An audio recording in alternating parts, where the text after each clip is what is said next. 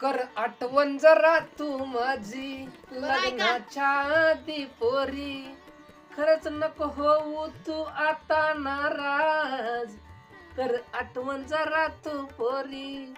ए जानवडे, काय झालं नेमकं? काय झालं सांग? अहो, मी काय असं म्हणतात, हं. लग्नाच्या गाठीत देव बांधतो. हा, बरोबर आहे, तर काय विषय नाही. लग्नाच्या गाठीत देव बांधतो. हं, मग काय झालं? मग काल मी हरीच्या लग्नाला गेलती.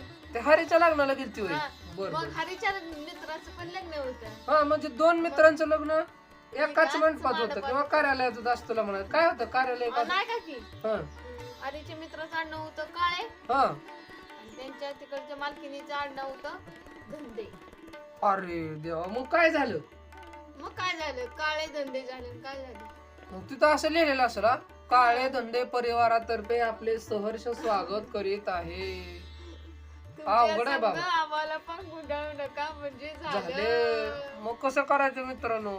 मग कोणचे बाप्पा, हा, असाच एक योगायोग घडून आला आणि त्यात लग्नात आम्ही पोटभर जेवण करून आलो.